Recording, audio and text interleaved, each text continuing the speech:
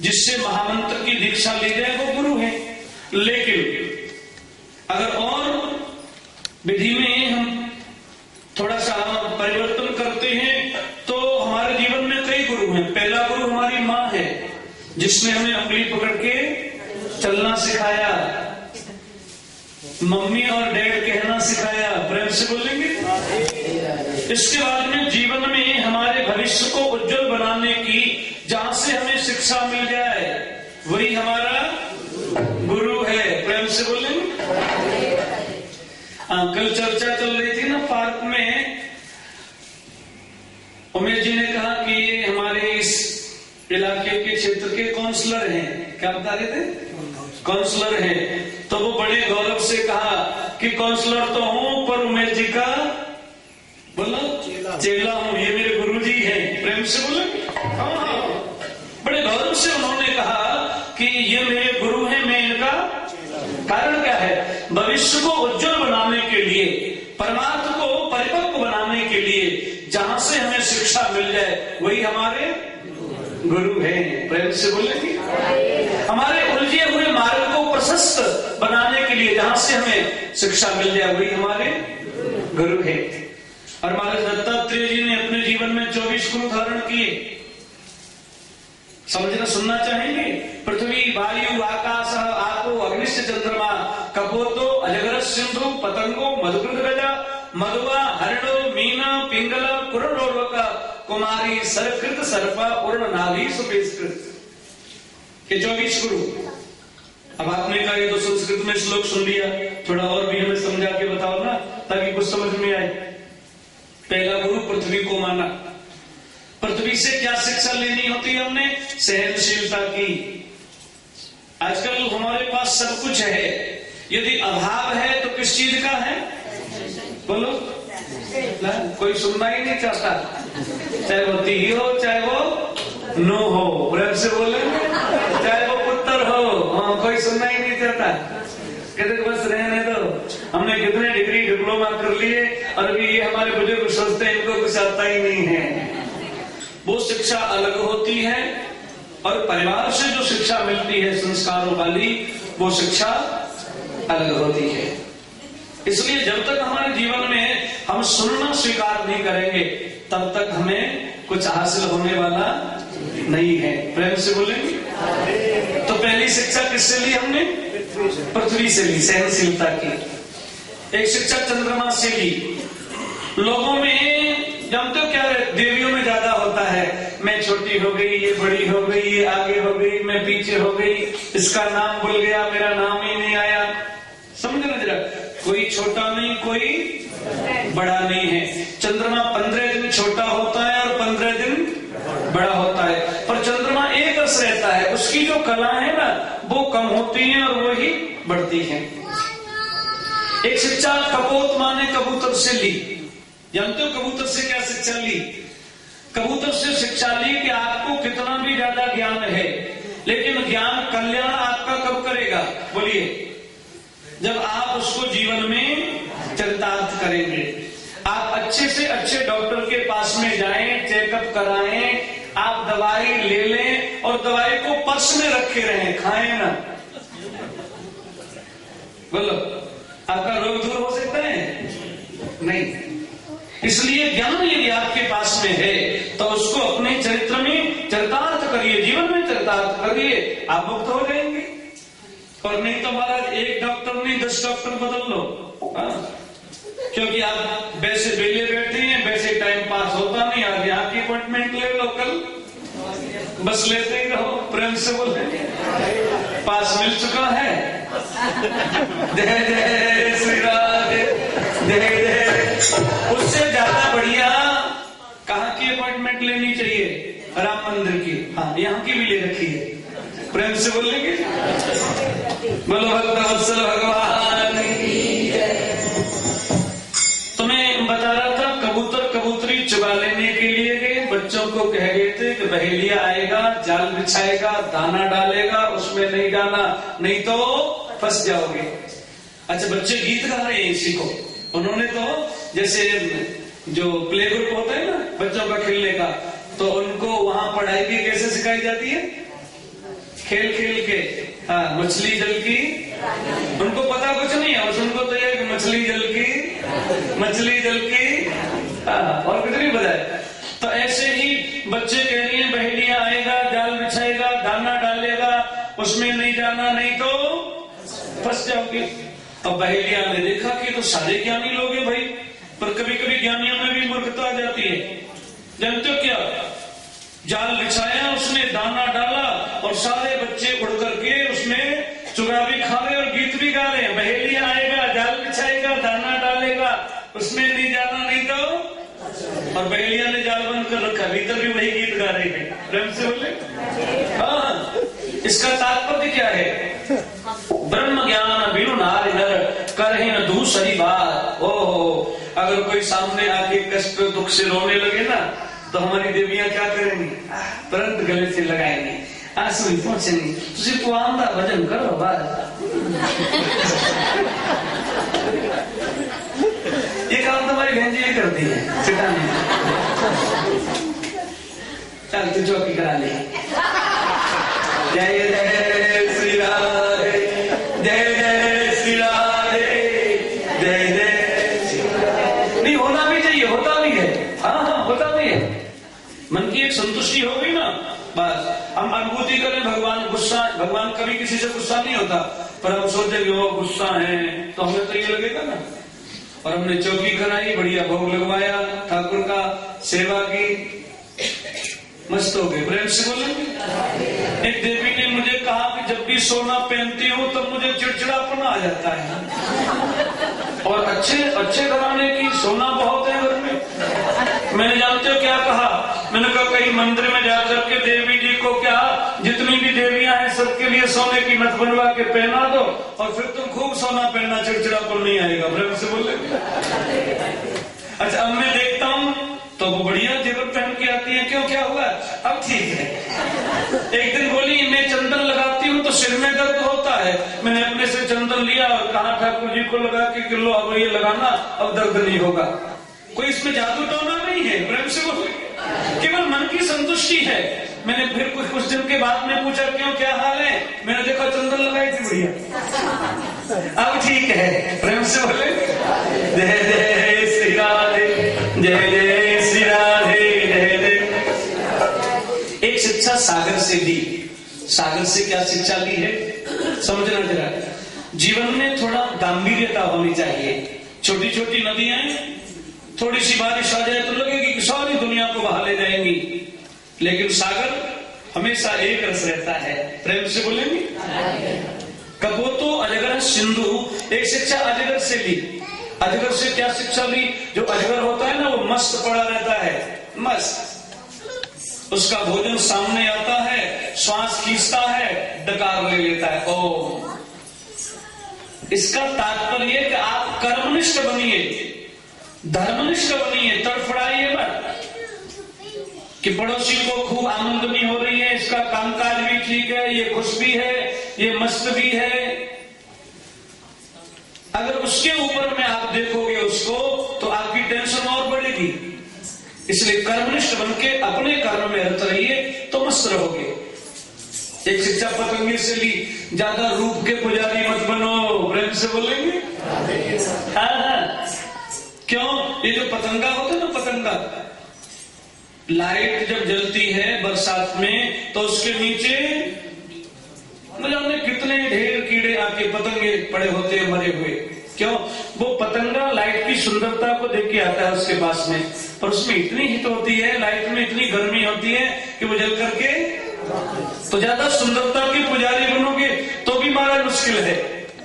पतंगो मधुकृत, एक शिक्षा मधुमक्खी से ली।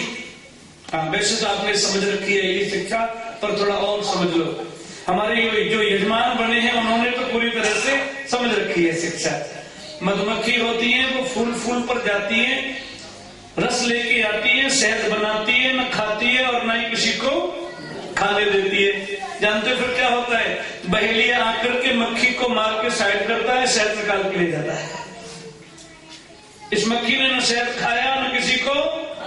शास्त्र कहते हैं ज्यादा से ज्यादा कमाइए, सरकार को नियम के अनुसार टैक्स भी दीजिए। प्रेम से बोलेंगे। यूके सरकार को टैक्स भी नियम से देते रहो और महाराज अपने उपयोग में लगाओ, और भी बचता है तो उसको सत्कर्म सद्धर्म में भी लगाओ। प्रेम से बोलेंगे। अपनी आय में से जैसे सरकार को टैक्स निकालते हैं ना, वैसे भगवान की सेवा में भी लगाएंगे तो आपकी बुद्धि थोड़ी ठीक बनी रहेगी, आगे आने वाली जो संतति है वो भी ठीक बनी रहेगी, आपके कारोबारों में भी वृद्धि बनी रहेगी, ऐसा शास्त्र कहते हैं। बोलो भक्तवत्सल भगवान की। पतंगो मधुकृत मधुआहरणो मीना। एक शिक्षा ली मछली से, क्या केवल स्वाद में ही मत लगे रहो, जीव के स्वाद में ही नहीं। क्यों? मछली को पकड़ने के लिए बहेलिया कांटे में आटे की गोली लगा के डालता है।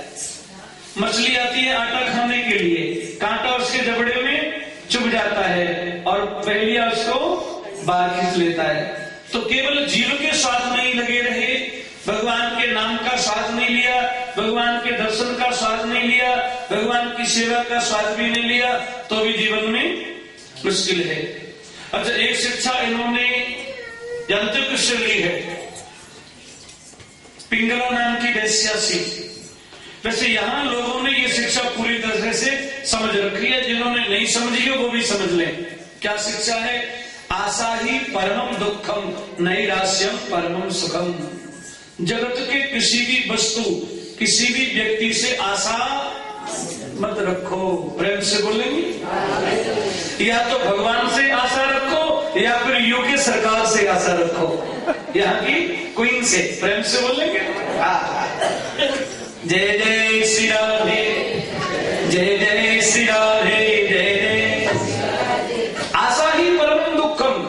संसार के किसी भी वस्तु व्यक्ति से आप आशा रखोगे, आपको निराशा मिलेगी, आपको रोना पड़ेगा। भगवान से आशा रखोगे तो हमारा कोई निराशा। प्रेम से बोलेंगे। एक शिक्षा इन्होंने मकड़ी से ली। मकड़ी से क्या शिक्षा ली? मकड़ी जाल बनाती है और जाल बना के धीरे से साइड होकर दूसरी जगह जाल बनाती है। जो चतुर मकड़ी होती है वो, और जो अज्ञानी मूर्ख मकड़ी होती है वो जाले पे जाला बनाती है, ऐसा फंदा बोलती है कि उसी में उल्टी फंस जाती है। दुनिया में आए, बड़े हुए, शादी विवाह हुआ, बेटा बेटी हो गए, बच्चों का विवाह। प्रेम से बोलेंगे। नाती पोते, अब ज्यादा चक्कर में मत पड़ो। पर बुजुर्ग पता क्या कहते हैं? अभी ये बच्चा है, पता नहीं कैसे रहेगा। इन बुजुर्गों से पूछा जाए कि तुम्हारे पिताजी जब पधार गए तो तुम कैसे रहे? अरे तुमने भी तो अपना जीवन यापन किया। इसलिए ज्यादा दुनियादारी के चक्कर में न रह करके राम जी से संबंध जोड़िए और भगवान के साथ में पूरी तरह से जुड़िए, तब आपको शांति और आनंद मिलेगा। ये उपदेश भगवान श्री कृष्ण उद्धव जी महाराज को दे रही हैं। उद्धव जी को कहा, अब ये दुनिया तुम्हारे रहने के काबिल नहीं, बद्रिकाश्रम में जाइए। उद्धव जी महाराज बद्रिकाश्रम में गए, भगवान ने चरण के ऊपर चरण रखा, जरा नाम के व्याध को निमित्त बना के भगवान धीरे से अपने धाम के लिए प्रस्थान करते हैं। परीक्षित बोले, भगवान के सुधाम जाने के बाद पृथ्वी पे सत्ता किसकी आई? बोले तद्दिनाथ कलयुग आता, उसी दिन से कलयुग आ गया। प्रेम से बोलेंगे। कलयुगी राजाओं को पृथ्वी कोसती है कि मूर्खों तुम्हारे जैसे कितने आए और कैसे कितने। कलयुग में पृथ्वी में उतना रसतत्व नहीं रहेगा, औषधियों में उतना रसतत्व नहीं रहेगा। बेटा बाप से द्वेष करेगा, पत्नी पति से द्वेष करेगी, भाई भाई से झगड़ेगा। प्रेम से बोलेंगे। कश्य के पति पुत्राद्या, ये स्थिति आ जाएगी। घोर कलयुग आ जाएगा तो लोग इतने छोटे हो जाएंगे कि चने के बूटे के नीचे बैठ के छाया लिया करेंगे। चना का बूटा देखा है? इतने छोटे कैसे? बोले शरीर से छोटे हो या ना हो, लेकिन उनकी मानसिकता बहुत छोटी हो जाएगी। लोग मानसिकता से बहुत ज्यादा गिर चुके हैं। आप सोच भी नहीं सकते कि ये इतना विचार कर सकते हैं, ऐसा सोच सकते हैं। बाद में कहोगे कि ओ ले, हम तो ऐसा सोच भी नहीं सकते थे। जब न्यूज सुनते हैं ना कि वो ऐसा, तो लोग मानसिकता से इतने छोटे हो जाएंगे, इतने गिर जाएंगे मन से। कृष्ण खलु वर्तते कलयुगे धन्या बताए बरा। इस कलयुग से तो वो लोग ज्यादा श्रेष्ठ रहे जो आए और गए। प्रेम से बोलेंगे। जय जय श्री राधे, जय जय श्री राधे, जय जय श्री। बाद में वो 7वां दिन आया, कौन सा, जो परीक्षित को अभिशाप लगा था।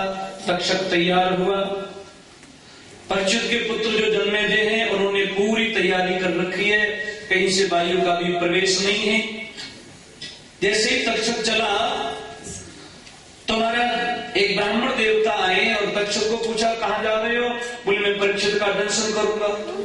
ब्राह्मण ने कहा मैं परीक्षित को जीवन दान दे दूंगा। एक पीपल के वृक्ष को दर्शन किया, जला करके खाक कर दिया। ब्राह्मण देवता ने मंत्र के द्वारा उसको सजीव कर दिया। मंत्र में बड़ा पावर है, प्रेम से बोलेंगे। बाद में ब्राह्मण देवता को मणि देकर के वापस किया और परीक्षित महाराज को दिव्य ज्ञान हुआ। सुखदेव जी को कहा कि मैं नित्य हूं, 6 चक्रों का भेदन करके ब्रह्मांड का भेदन किया, भगवत धाम से विमान आया, विमान में आरूढ़ होकर के भगवत धाम के लिए परीक्षित महाराज प्रस्थान करते हैं। पार्थिव शरीर को तक्षक ने आकर के दर्शन किया, जन्मेजय ने सर्वशस्त्र किया। बाद में महाराज सर्पों के मामा जो आस्तिक ऋषि हैं, देवताओं के गुरु बृहस्पति जी, उन्होंने संधि कराई कि न तो किसी का तुमने वध किया, ना ही किसी ने तुम्हारे पिता का वध किया। आयाति कर्म संबंधात याति कर्म से पुनः, कर्म के अनुसार जीव आता है, कर्म के अनुसार सुख और दुख का भोग करता है, कर्म के अनुसार ही जीव चला जाता है। प्रेम से बोलेंगे। अब आपको कथा सुनने को मिलेगी। कई लोग ऐसे हैं जिन्होंने 2 दिन कथा सुनी, 2 दिन के यजमान बने। कई लोग ऐसे हैं जिन्होंने 4 दिन कथा सुनी। कई लोग ऐसे हैं जिन्होंने 6 दिन कथा सुनी। और कई ऐसे महानुभाव हैं जो आज ही यजमान बने हैं और आज ही कथा सुनी है। और आज तो हम सभी सौभाग्यशाली हैं कि हमारे सुदर्शन भाटिया जी, प्रेम से बोलेंगे। और अकेले नहीं, साथ में देवी जी भी हैं। चली गई? हाँ, अभी आपके पास बैठी थी, आपने क्यों जाने दी? जय जय श्री राधे। ये विश्व हिंदू मंदिर साल से ही है। हाँ, और इनके बारे में ज्यादा बताने की जरूरत नहीं है, क्योंकि इनके काम काज आप देख ही रहे हैं। मंदिर की व्यवस्था बहुत अच्छे ढंग से देख रहे हैं। ये भी प्रेम से बोलेंगे। बोलो भक्त वत्सल भगवान की जय जय श्री राधे, जय जय श्री राधे, जय जय। तो अब जो कथा आपको सुनाएंगे हम, उस कथा में पूरे 7 दिन की कथा का फल मिल जाएगा। ठाकुर जी, तो बड़ी बढ़िया बात होगी। फल तो मिल जाएगा पर वो रस नहीं मिलेगा। रस, जो रस 7 दिन यहाँ बैठ करके सुनाए। क्योंकि कई लोग सोच रहे होंगे कि ओ सॉरी, गलती हो गई, ये तो हमें पहले से आना चाहिए था। जो लोग ये सोच रहे हैं कि पहले से आना चाहिए था, उनके लिए कोई और भी व्यवस्था बनाई जाएगी। पर वो व्यवस्था क्या बनाई जाएगी, हमारी मंदिर कमेटी बता सकती है।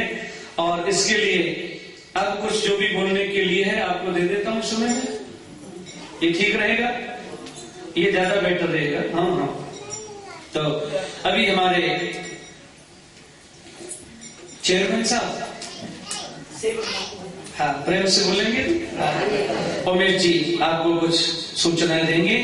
इसके बाद में आप लोगों को वो कथा मिलेगी सुनने को कि 7 दिन की कथा का पूरा फल प्राप्त हो जाएगा। और भगवान से मैं प्रार्थना यही करूंगा कि आपने जिन जिन भावनाओं से, जो जो मन के संकल्प लेकर के ये कथा सुनी है, इसमें सम्मिलित हुए हैं, धर्म को मध्यस्थ मानते हुए भगवान आपकी उन भावनाओं को पूरी भी करेंगे। प्रेम से बोलेंगे।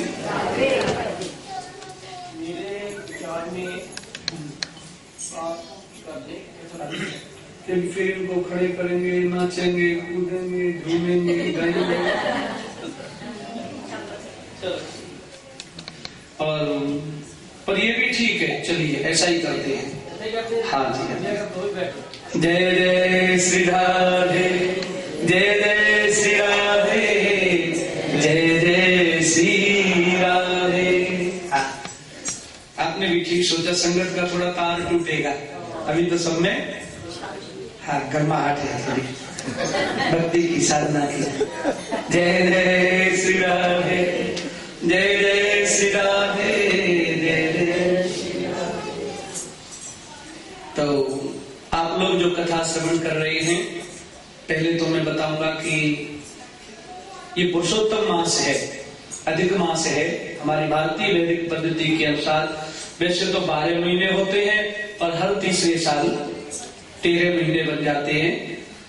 और ऐसा लेख है कि हिरण्यकश्यपु ने जो वरदान मांगा था ना कि मैं साल के 12 महीने में भी नहीं मरूंगा, भगवान जी ने कहा तेरे उद्धार करने के लिए मैं 13 महीना बढ़ा देता हूं। इसलिए भगवान ने जो अधिक मास बढ़ाया, 1 महीना बढ़ाया, इसलिए इसका नाम अधिक मास हो गया। भगवान का इस महीने में अवतार हुआ, इसलिए इस मास का नाम हो गया पुरुषोत्तम मास। प्रेम से बोलेंगे। तो आप लोगों ने जो भागवत जी की कथा सुनी, ये भागवत जी है क्या चीज? पैसे भागवत है क्या चीज? व्यास जी ने वर्णन किया है कि वेदोपनिषदाम सारा जाता भागवती कथा। अच्छा किया हमारे नीचे से भी संगत ऊपर आ गई है। हाँ, जैसे तारा रानी की कथा होती है ना, सारे लोग जग जाते हैं। हाँ। लेकिन एक बात और देखना, तारा रानी की कथा में आप स्नान करके भी आइए, फिर भी मौके पे तो जय जय श्री राधे, जय जय श्री राधे, जय जय। वेद, वेदांत, उपनिषद, इन सबका जो सार तत्व है उसको व्यास जी ने श्रीमद् भागवत जी के रूप में परिणत कर दिया। क्यों? कलिकाल में आयु छोटी होगी, लोगों की बुद्धि भी कम होगी, मशीनरी के ऊपर ज्यादा लोग आश्रित रहेंगे। प्रेम से बोलेंगे। मुझे पीछे किसी ने कहा कि आपने तो फोन भी नहीं किया। अब मैंने फोन तो किया, लेकिन जिस सिम में वो नंबर थे वो सिम यही रह गए। प्रेम से बोलेंगे।